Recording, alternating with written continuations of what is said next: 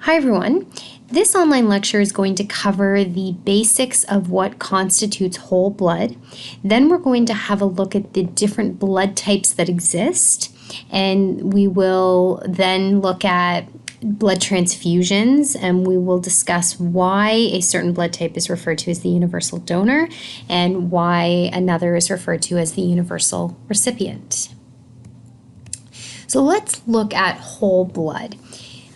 If blood is drawn from your veins, it would come out into a tube that would look all red.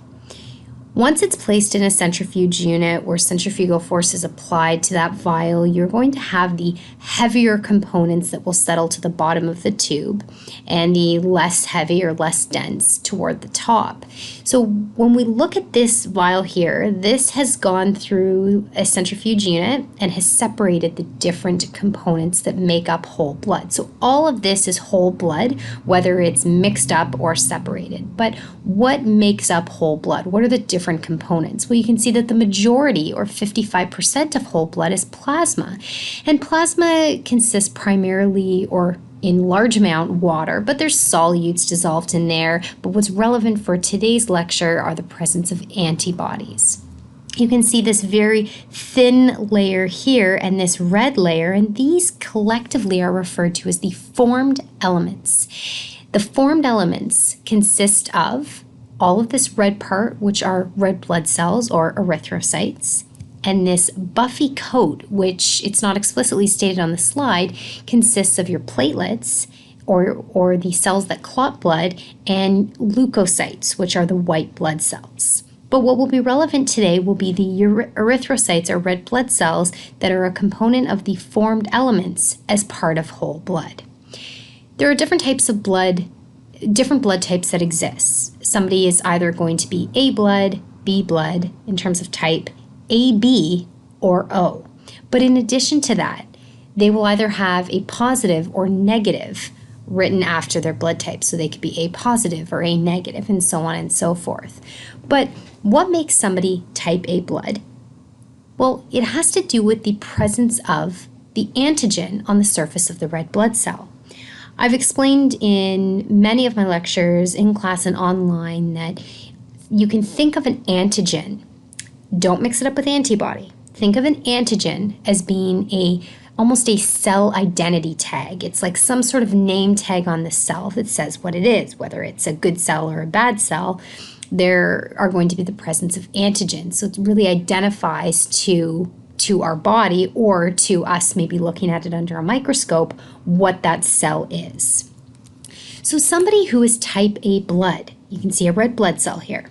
Somebody who's type A blood will have the A antigen, really a name tag that states that I'm type A blood. Similarly, someone who's type B blood will have a B antigen or B identity tag.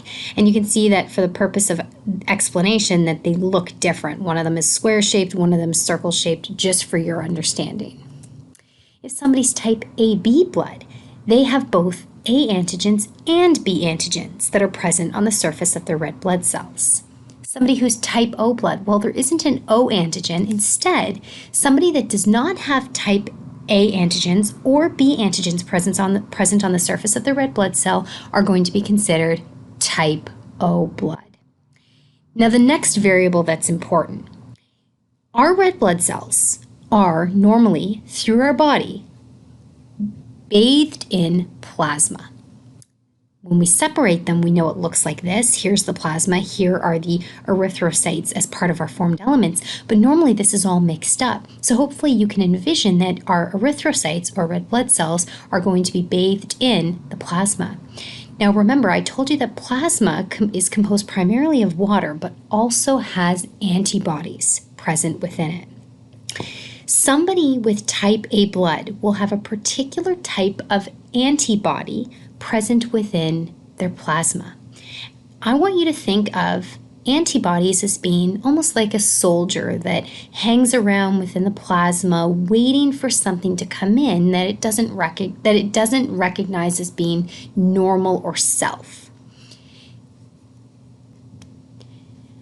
And so people with type A blood will actually have type B antibodies. Sometimes you'll hear them referred to as anti-B antibodies. And so these are present within the plasma. And the reason that these antibodies or these soldiers are here is they're waiting around. Just in case type B blood enters the body, it will attack it. So you can see the shape that these antibody receptors have. And so if I was to take type B blood and give it to somebody who's type A blood, hopefully you can envision that these receptors on the antibodies would bind with the antigens on the type B red blood cell. And what this would cause is clumping. So all of the blood would clump in the person's bloodstream, and this can lead to death. It can lead to severe damage because everything clumps within once they mix together, it clumps within the blood vessels, and that is actually called agglutination. So that explains then why you can't give somebody who is type A, you can't put type B blood within their body because our own body will attack it. Now, if we look at somebody with type B blood, here are their antigens that identified as type B blood, but they would instead have type A antibodies or anti-A antibodies present within their plasma, so within the yellow component here. And so you can see the shape then of these antibodies. And so if somebody that was type B blood was given blood that was type A, then the receptors found on the antibodies within that person's plasma would bind with the antigens found on the donor's plasma or donor's red blood cell, so what's coming into their body, and it would cause agglutination. Let's move on to talking about type AB blood. We know that somebody with type AB blood has the surface antigens of both A and B, identifying them as type AB blood. But what type of antibodies would be present within this person's plasma? Would it be type A antibodies? Well, no, because then we would attack ourselves. Would it be type B? No, for the same reason, because we would attack ourselves. So the antibodies really look to attack the appropriate antigen that it is meant for. So in this case, there are no type A or type B antibodies found within a person's plasma if they are type AB blood. So what about type O blood then? We know that with type O blood, there are no A or B antigens, so no name tags identifying somebody as being type A or B or AB. So they're considered type O blood. So what type of antibodies would be present? Well, both type A and type B antibodies are present within this person's plasma. So let's go through some examples when it comes to blood transfusions so that you can understand why you can or cannot donate or receive a particular type of blood. You should first be aware that we have a donor and we have a recipient. A recipient is the person receiving the blood. So generally, say you could have somebody who loses a lot of blood if they're in a car accident and they need a blood transfusion. They are the recipient. The donor is the blood that's being given to the recipient. So let's say somebody's in a car accident and they have type A blood. So right now I'm telling you that in this case, the recipient, the person that needs the blood, is type A. What kind of blood can they be given? Well, first of all, they can be given their own blood type of type A because it recognizes it as normal because we have the same antigens present. And also, remember, we have these B antibodies. So these are the antibodies that are the soldiers waiting around to attack B blood should it come in the body, which therefore tells you that we cannot give type B blood to somebody who is type A because we will attack it. So we already know that. But let's look at the other examples. Can we give this person that has type A blood type AB blood? Well, the A looks good. We recognize that as normal. The problem is the B. So there still will be a problem because of these antigens here. So we recognize these as normal. but these B antigens are not normal, and it will lead to agglutination, that clumping. Okay, so here's that type A blood. Let's think about type O. Can we give type O to this person that has type A blood? Well, let's look at what name tags are present. There's nothing on there identifying it as being foreign, so the body will accept it. So we can give then type O to the person with type A blood. We can also give that person type A blood, but we cannot give them blood that has B antigens. The same concepts apply for type B blood, just opposite, so you can work that one out on your own. But let's go to the trickier ones, type AB and type O. Let's say somebody is in a car accident that has type AB blood. So they are the recipient, and we're looking for the appropriate donor. Remember, what's really important when it comes to the recipient is what is present within that plasma, what antibodies are found. Well, we know, hopefully you remember, that with type AB blood, there are not any antibodies present within the plasma for A and B, meaning that if I was to put type A into somebody, so let's say this is the donor, into somebody who is type AB blood, we don't have those soldiers waiting around to attack it. We recognize A as being normal because we have it as part of our red blood cell. Same concept then with type B. We can give type B because we don't have those B antibodies found in the plasma, and we recognize it as being normal. But what about type O? Well, it's actually the same thing. There's nothing on there identifying it as being foreign, so we don't recognize it as being foreign, and there's also not any antibodies present within the plasma, so we can give type O as well. So I hope that what you can take from that is that type AB blood is the universal recipient. It's a more rare blood type, but people with type AB blood can receive blood from those who are type A, type B, or type O. Let's look at our final example. Someone is in a car accident that has type O blood. So here we have the recipient. What kind of blood can we give to these people? Well, let's look at the recipient's antibodies. They have both A and B antibodies. So we have lots of soldiers for both A and B blood ready to attack if it comes in. So can we give them type AB blood? No, we'll attack it. Can we give them type B blood? Well, no, for the same reason. We will attack it because of these B antibodies. Type A? Nope, same thing. We will attack it. So that means that people with type O blood can only receive blood from people who are type O blood. So remember, type AB blood is the universal recipient. You've probably heard that there's a universal donor, and the universal donor then is somebody with type O blood. What that means is they can donate blood to anybody. But why? Again, don't memorize it, try to understand. Why can people with type O blood donate to anybody? Because they don't have any surface antigens identifying it as A or B, so it's just accepted by all. Think of type O blood as that stranger red blood cell that nobody recognizes as being bad, and so we generally tend to accept it.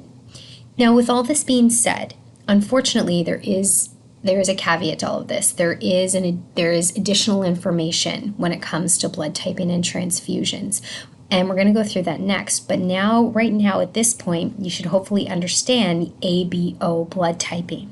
But now what we're going to do is add in another variable, which is the positive or negative that you see as part of someone's blood. So somebody is not just type A blood. They are either A positive or A negative, and the same applies to all the other blood types. But what does that mean? Well, recall what I said an antigen is, that it's this cell identity tag. It's some sort of flag or sign on the cell that indicates some sort of detail about it. In addition to possibly having A, B, or both antigens found on our red blood cell, Somebody can also have what's referred to as Rh antigen. This was first identified in the rhesus monkeys, and it's spelled Rhesus, so that's where Rh comes from. People who have the Rh antigen present on their red blood cells are considered to be positive. So let's say in this example, we also have the type A flag or type A antigen. This person would be type A positive blood.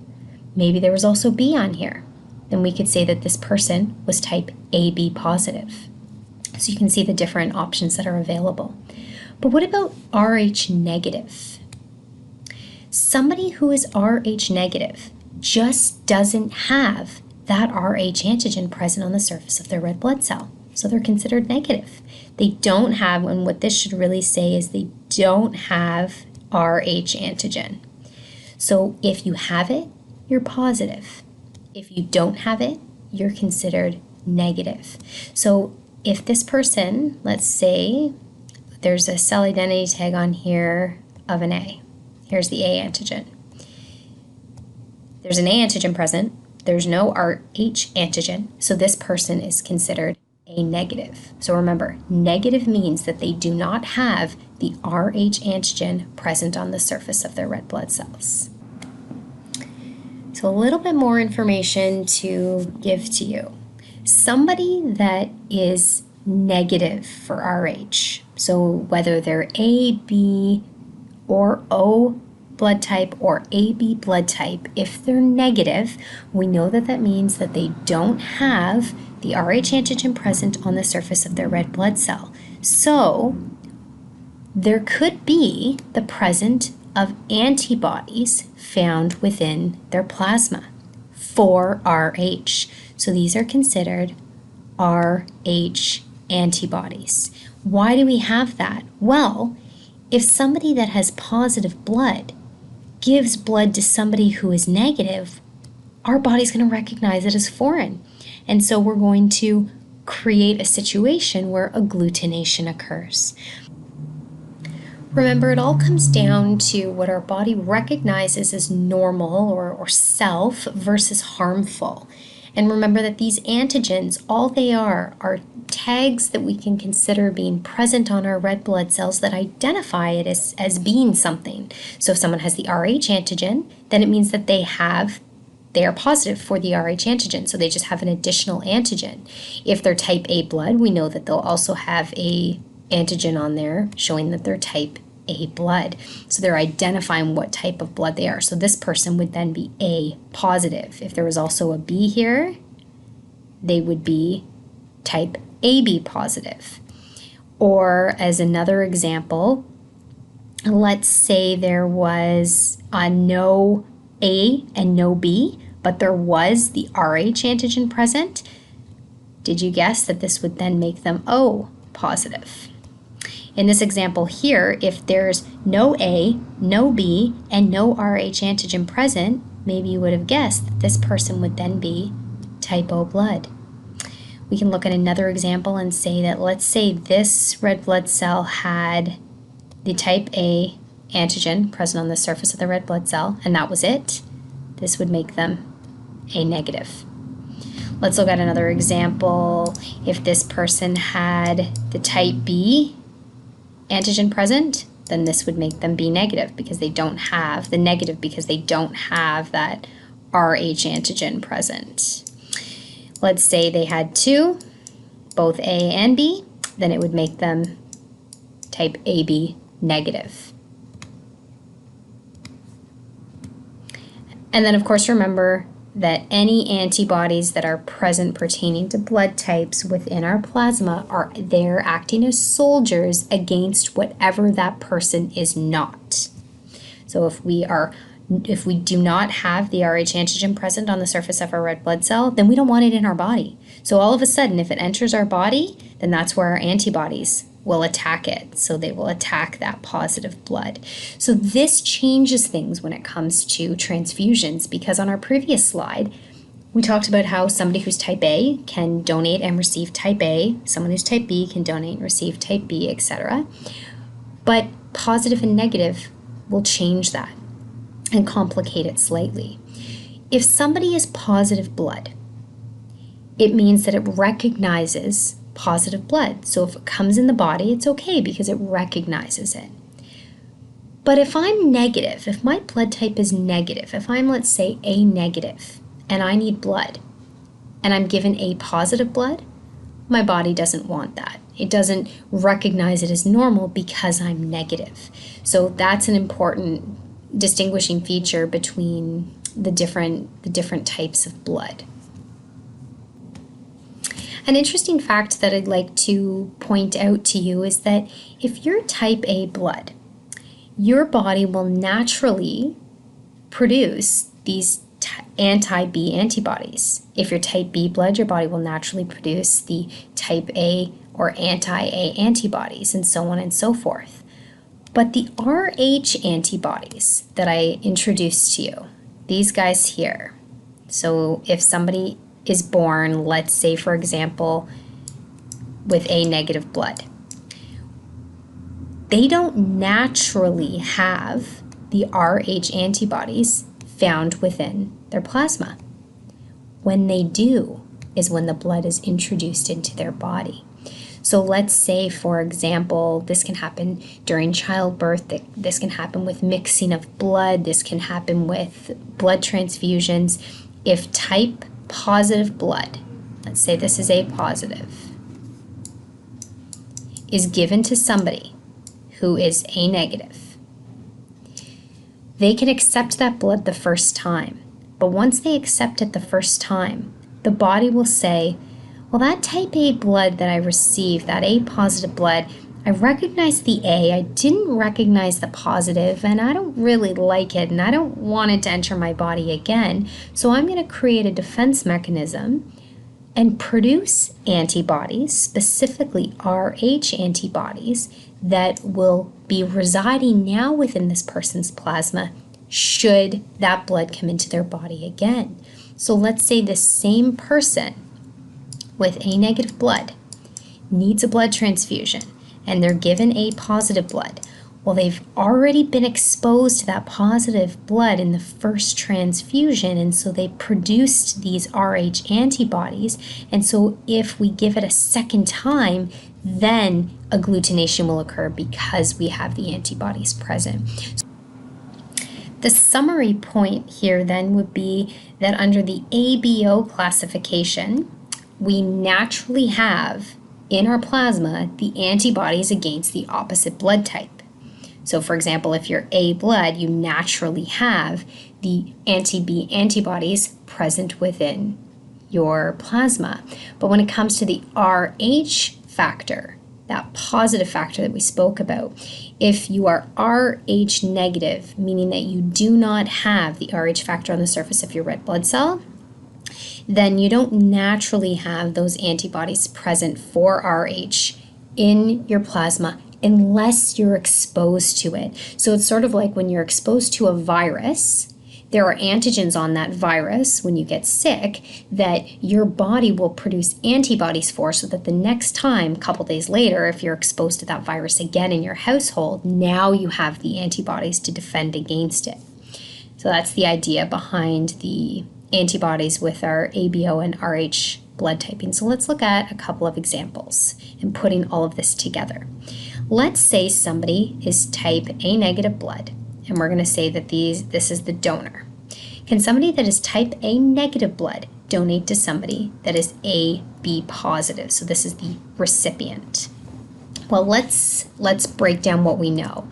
We know we have type A blood being given to type AB blood, and we know that there's also the variable of the negative and the positive. Can both components be donated? That is, the A antigen and the negative component.